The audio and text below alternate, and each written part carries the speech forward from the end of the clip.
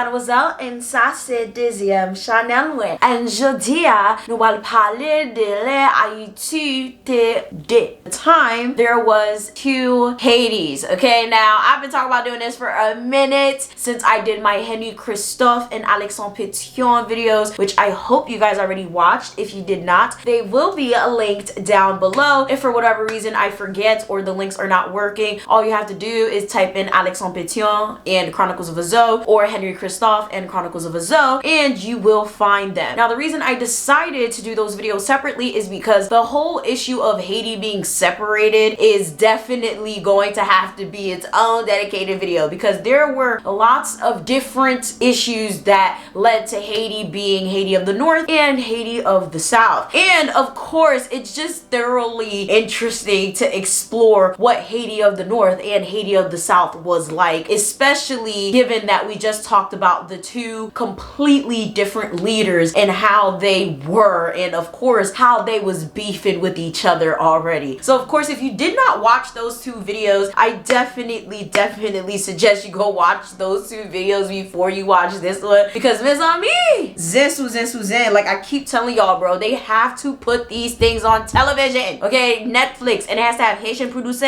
Haitian writer, Haitian everything, because this shit cannot be accurately told by anybody but Haitians that are well versed in the history, because Jesus fucking Christ, okay? Now, of course, if you've watched those videos already, welcome. Come on, New Year, go get your tea, go get your snacks, go get your cremas ready, because we're basically just going to be going over why Haiti had to be separated, and basically what was going on, why everybody was so goddamn mad, and what led Henri Chriistophe to practically killing himself, and led to Alexandra Petion essentially just dying, I guess, of old age, whatever old age was at the time.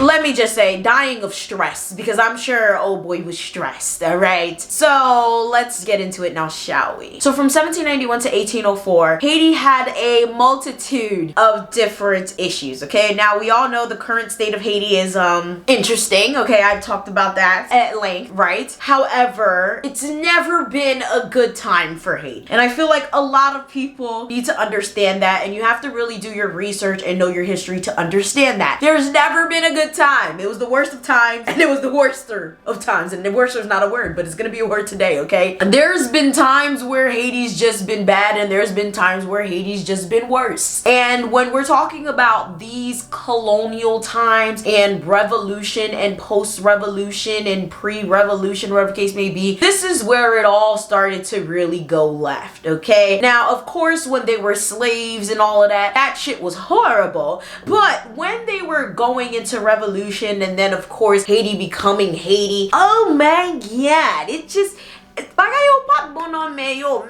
oh my god. So of course we had the different classes of people in Haiti, and we have to really understand that before we get into the rest of this video. Had the whites, right? Now at this time before the revolution, a lot of the whites were kind of jumping ship, okay? The ones that were smart anyway, that knew what the fuck was going on, all right? You had the whites and you had the petit blanc. Now there was a lot of little whites that still owned land or whatever the case may be, but a lot of their land is getting burnt the fuck down, okay? Because the slaves, they don't want to be slaves no more, okay? I don't want to be a slaver no more. I'm not a slave, I'ma burn your shit, okay? So they're sitting there, they're burning down the white people's land, they're taking over their houses, they're not fucking around no more. So a lot of the white people, they're going back to France, they're going back to Spain, they're going back to wherever the fuck they came from. So a lot of the whites that were left in Haiti at this point were either allies or people that can help post-revolution. But a lot of the forefathers were only leaving the white people that weren't a threat, that were down to help. So if you wasn't an ally and you weren't going to help, you was not going to stay in Haiti. There was very small amount of white people that were still left. And then there was the petit blanc whites. And a lot of the whites that were left that weren't of any use did become petit blanc. Now you guys are like, what the fuck is a petit blanc? A petit blanc is a small white.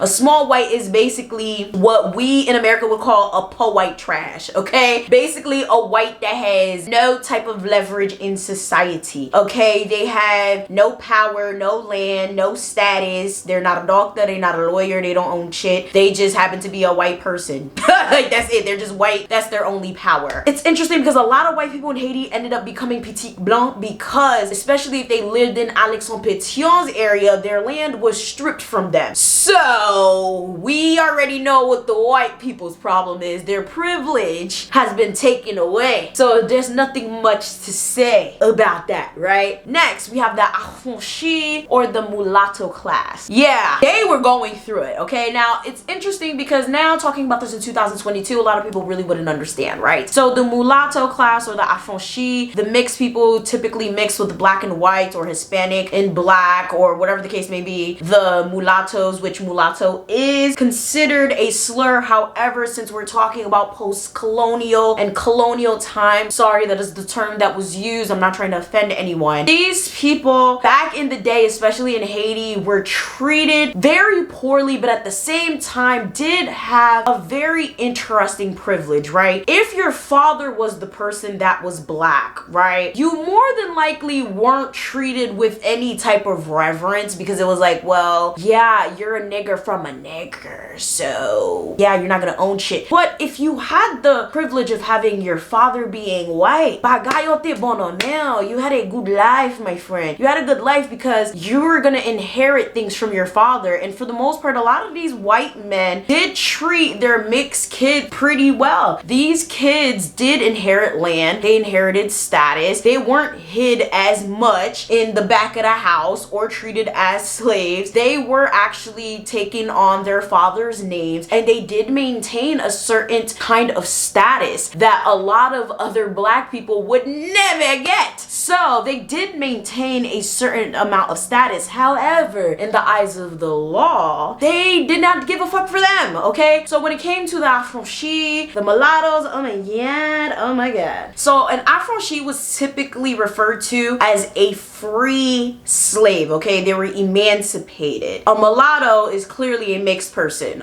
Black and white typically, but sometimes can be mixed with something else. I sometimes use this interchangeably because in Haiti, slavery was a lot of different things. I have mentioned that a lot of different people did send different slaves over to Haiti for punishment. So slaves were not always 100% black. So that's something that y'all need to keep in mind too. There was different types of slaves on the island of Hispaniola. Okay, that's something that y'all really need to keep in mind. Not all Haitian slaves were traditionally 100% black. That's something that is, yeah, you have to keep that in mind. So if I use them interchangeably, don't mind me.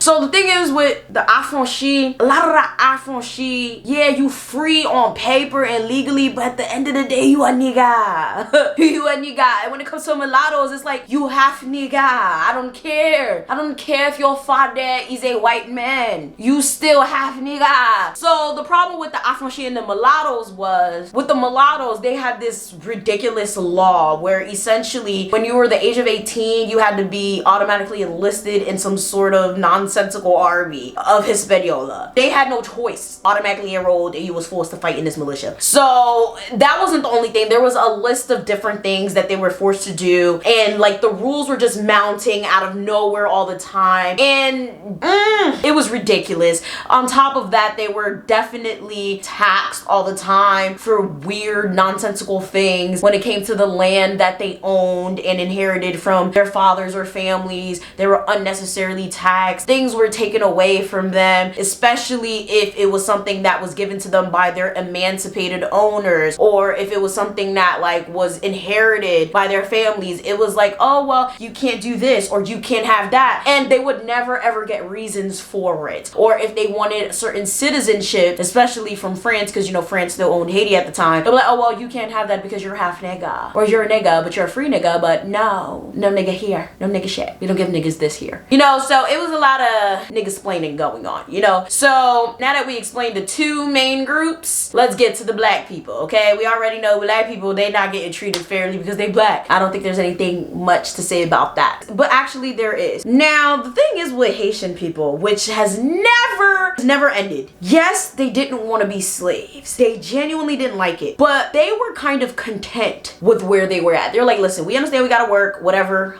This is the only thing we know how to do. But their main concern was was the brutality of the slave owners. They were like, listen, yeah, we gotta work or whatever, but the brutality is getting out of fucking hand. Like, these slave owners were doing the most. We've already talked about how slavery in Haiti was literally the worst, probably one of the worst in the world. So that was something that was like really horrible that no one wanted to address. No one was holding these slave owners accountable, and this is why the revolts were getting very, very brutal as well. And to add to all of that, had a lot of controversy regarding voodoo ceremonies that started to basically go around the world now. This is when the condemnation began, okay? Oh, the Haitians are doing demonic practices. The Haitians are doing this. The Haitians are doing that. And a lot of the slave owners would essentially use that as an excuse. Oh, well, they refuse to work. Oh, well, they need to be beat like this because they're doing voodoo ceremonies. And child, it was just a hot ass mess. So as you guys can imagine, with the whites and the Petit Blanc getting land taken away, or literally not getting any land because they're white, or getting pushed out because of all of these crazy behind uprisings, mainly because the slave owners are treating black people like trash, and the black people getting literally mad as hell because their religion is being diminished and literally being torn away from them. But they have family members and possibly children who are part of the affranchis and the mulatto class who is literally being treated like trash and probably being sent away to fight for a militia that really doesn't even fucking make any sense at this point, who are not being recognized as rightful citizens of this land that is probably gonna be disbanded, but they don't really know that yet. But like, you understand, like, it's a lot of back and forth, and it's a lot of anger, frustration, and annoyance. So eventually everyone just said, yo, fuck it, let's band together, let's get the French out of here for good. However, by May 1791, France did agree to grant the affranchis citizenship, but only the wealthier ones, okay? Only the ones with money. Only the ones with money, all right? But the Europeans that were on Haiti at the time, they didn't like that shit. They didn't want that shit. They refused. So now you have Haitians fighting against each other. One little step of success, and this is the shit that happens. So now we have Europeans, like other Europeans that are living in Haiti, in the affranchis, fighting, like literally physically fighting within each other. So now that's a civil war within itself. So in order to get the mulattoes on their side, the Europeans tried to go, you know, appeal to them, you know, and then they try to get like the slaves to kind of fall in order too. Like, they were trying to like essentially calm everything down and not make everything go array, because the affranchis, they was pushing hard. By April 1792, France had basically granted all the affranchis citizenship anyway.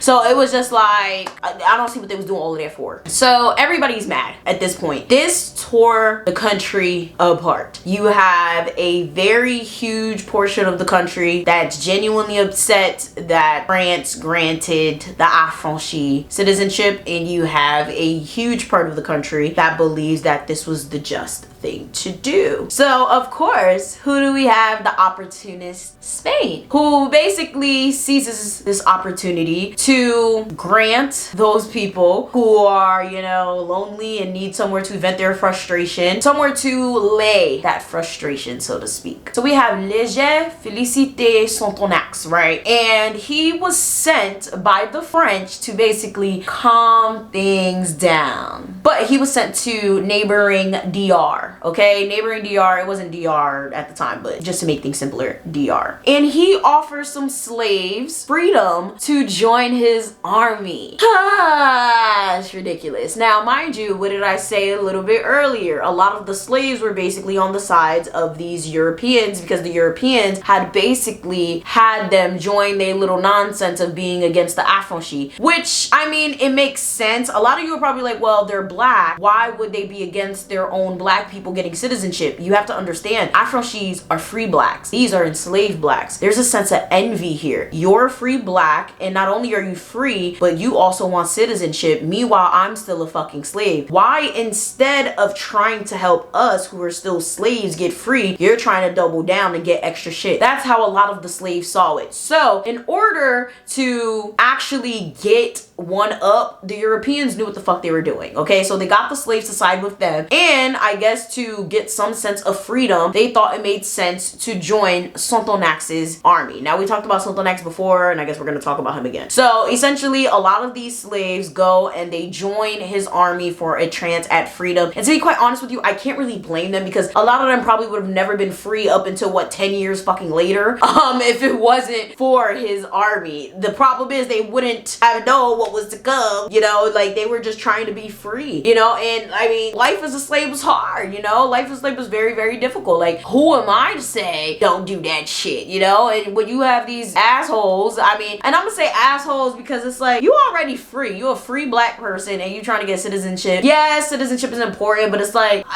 see, this is the thing, I'm a very justice driven person. It's like, yeah, like, why is citizenship more important than trying to make sure that your other brothers and sisters aren't free? So I probably would be one of those slaves, like, nigga, fuck your damn citizenship. Like, it is a little interesting. So anyways, a lot of those slaves end up joining Sonthonax's army. And of course, Spain is delighted, because for them, Spain, their whole situation here is, oh my god, yes, we're gonna like destroy Haiti. Like, we're gonna take Haiti and we're gonna take DR. Like, that's their whole thing, okay? And France had sent him anyway to calm shit down. So everybody's in cahoots, but at the same time, you know, France and Spain, they don't really fuck with each other anyway, and they're both fighting for this damn island. They playing tug of war. So it's like, they know what the hell they're doing. Eventually, Sonthonax did abolish slavery altogether, and later on, the French government did actually confirm his decision. Spain ceded the rest of the island to France, which is shocking because we all know Spain don't like to lose. And this was called the Treaty of Bachelor, and this was in 1795. However, war in Europe actually precluded the actual transfer. So,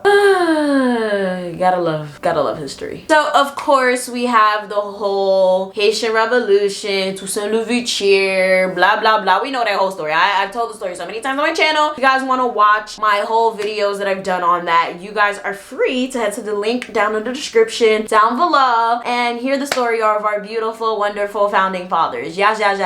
All of that shit happens, right? So, Governor General for life, then we have Jacques Dessalines, Emperor for life, blah, blah, blah, blah, blah. Okay, we want to act like he get sold out, but we know he got sold the fuck out. He dies over there. France still making money off of that shit, which is fucking crazy. Nobody talks about that. Then we have Jean-Jacques Dessalines get set the fuck up, even though, again, nobody wants to talk about that. Anyways, then we have Henri, Chriistophe, Alexandra Petion, who get into another fight that, again, puts the country into a huge fight. Let's walk it back a little bit. On January 1st, 1804, the entire island is declared independent and is called Haiti after the Arawak name. And sadly, we're off to a shaky start. Let's be real, it's still fucking shaky. I don't think it ever wasn't, okay? Everything that happened on Haiti's soil in terms of all of the wars, the battles, the fighting, all of that shit devastated the land, okay? The plantations were destroyed. Houses were destroyed. Like, child, the shit looked like a war zone. It looked really, really bad. Haiti was plagued with a lot of civil unrest. There was a lot of economic uncertainty, mainly because when you think about it, you're left with a country full of slaves. Nobody knows how to do anything because no one put the slaves in school.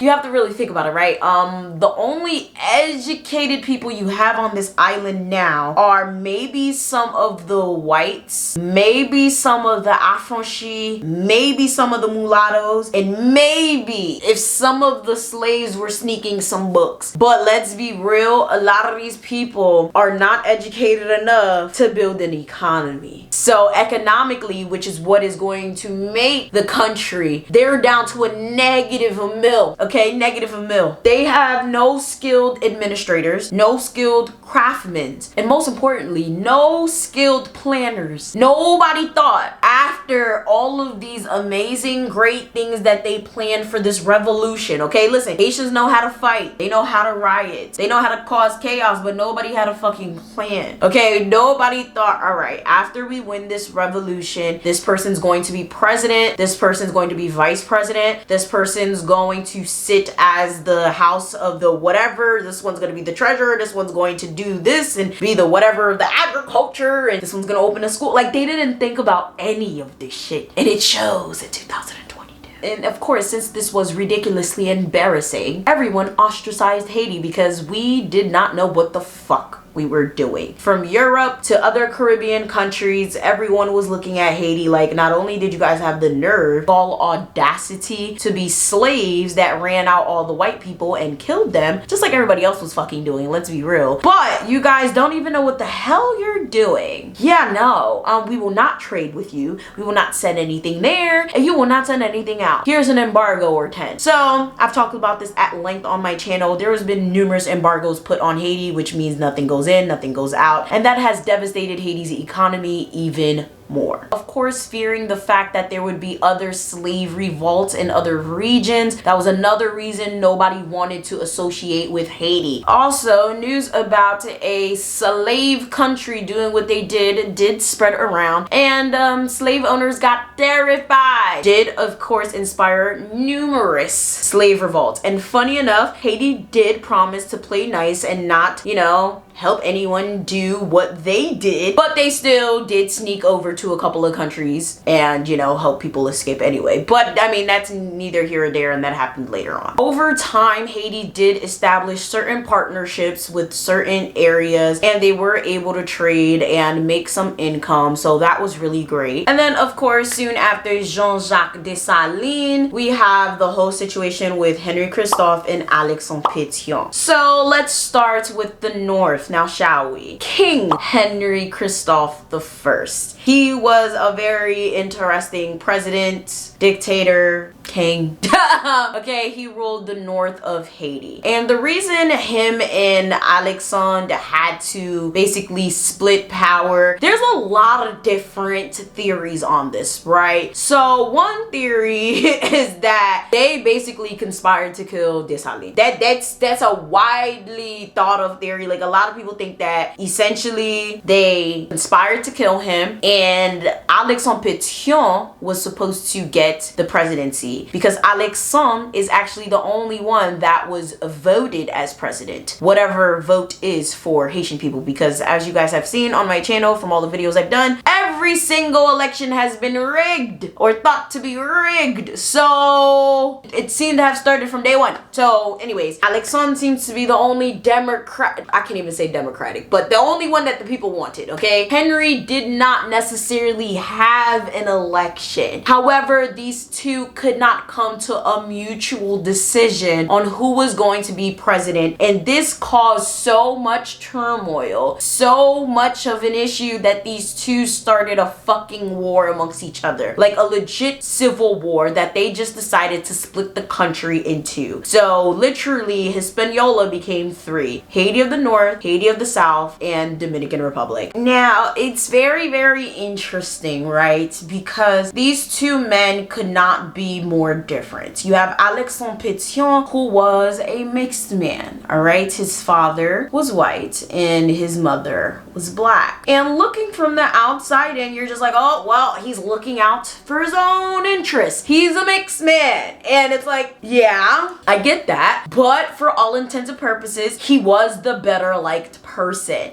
He was the president of the South, and he was known as Papa Boncaire because he was the one giving out free land. He was the one taking land from the whites and gave it to the poor, the peasants, the military. And let's be real here, as nice and great as that sounds, did that fucking help the economy at all? Absolutely not. And to be quite honest with you, that is the same type of bullshit that Haiti follows today, and Haiti ain't going nowhere, okay? Haiti's not going nowhere. And what makes it worse is his part of Haiti was actually the least educated and sadly the least productive. Meanwhile, you have King Henri's side, which was honestly, I mean, very similar to Jean-Jacques Dessalines' rule, where he had people doing the whole forced labor thing. He made everyone basically work, but with a ruled fist, okay? Nobody liked the man. Everybody hated the man, but he knew that money had to be made,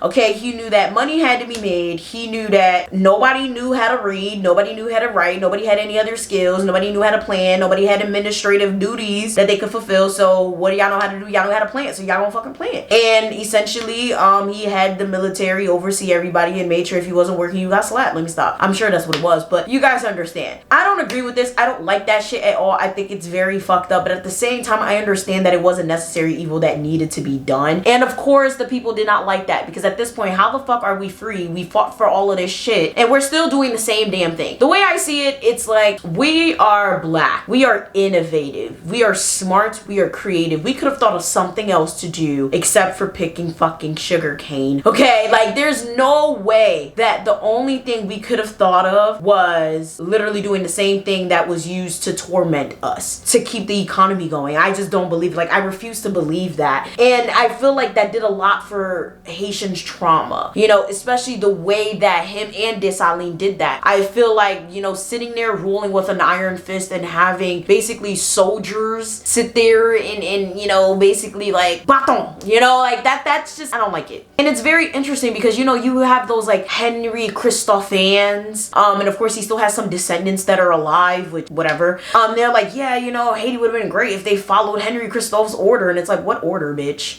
Between Alexandra Petion and Henri Christophe, they both had horrible fucking laws and rules that some people still think is okay, and some presidents or administration still follow some bit of whatever the fuck that they did. And it's like, nigga, but what did that do for Haiti though? Like, but what did that do? I mean, two vastly different Haitis, but on the bright side, they did manage to do something, okay? Like, they did manage to do something. But both of them, it's like, I mean, y'all were not doing jack squat for the economy. Like, let's be real. Like, Henri Christophe was hated so much, he went to go freaking shoot himself. What's very interesting about Henri Christophe was that even though he considered himself a king and, you know, did the whole royalty situation, his whole goal was to bring black free slaves to Haiti. That was his initiative, right? He wanted to bring American slaves to Haiti, any other free black people to Haiti. He wanted it to be a free land for all black people. So any type of black people seeking asylum, he wanted them to come to Haiti. Any black people seeking refuge, he wanted them to come to Haiti. And Alexandra Petion also had like that same type of mindset. So that's one thing that I think most Haitian leaders had in the back of their, you know, mind, well, had in the forefront of their mind and the forefront of their agendas. They wanted Haiti to be a place for black people to feel safe. And sadly, that's not what it is today. Haitians don't even feel safe.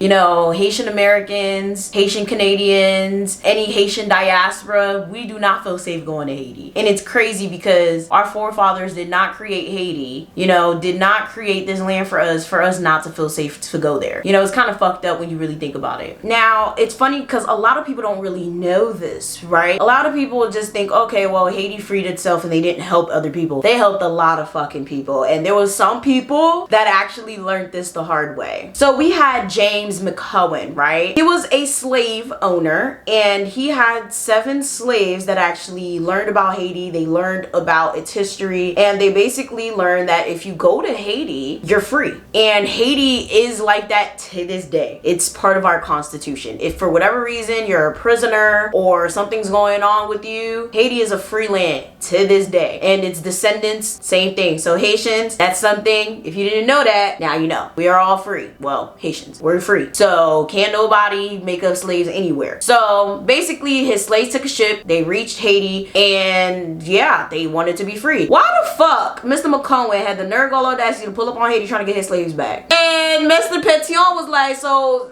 funny enough, he met with Mr. Petion, okay? So Alexandra Petion saw him and he was like, so what you need? What's up? What's good, sir? And he was like, yeah, I want my slaves back. He was like, no. According to, I have to read which one it is, Article 44 of the 1816 Constitution, Haiti is free soil, providing citizenship to all non-white foreigners who arrive on its shores. So basically he had to turn back around and he lost all 7 slaves. So this was something that Haiti takes very seriously and still takes very, very seriously to this day. Haiti is free fucking soil for all non-white people. You are not about to sit here and enslave a goddamn person on this land, bitch. Like, what the fuck you thought you were doing? Now, what's really interesting about this is Henri Christophe didn't like that. Okay, he didn't like that. Henri Christophe thought that that was a radical idea. The whole non-white people that touched the shore are automatically considered citizens. He didn't like that. He was like, nope, don't like it. He thought that was like a dangerous idea. People could just come and, you know, just declare the island. But let's be real. I mean,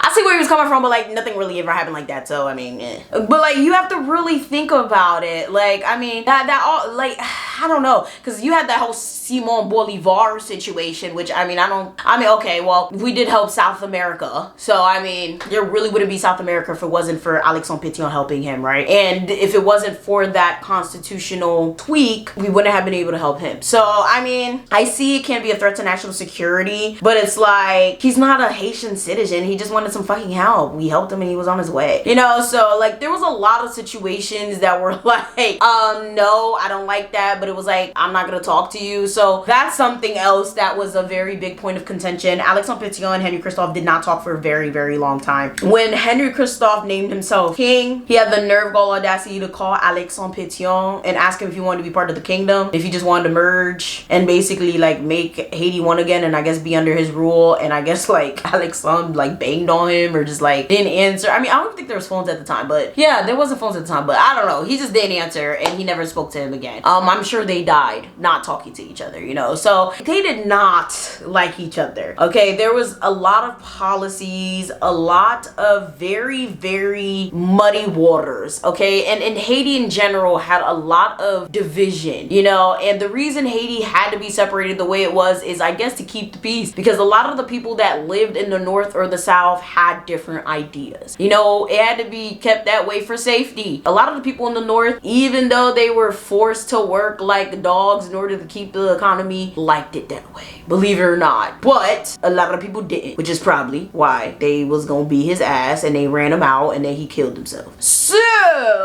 I mean, it is what it is. And then, you know, a lot of people in the south, they enjoyed having their land and no education. Okay, so it's very complicated stuff here. Okay, so comment down below if you have anything to add. Make sure you guys like, share, subscribe, do all that, and I'm gonna see y'all next time. Bye.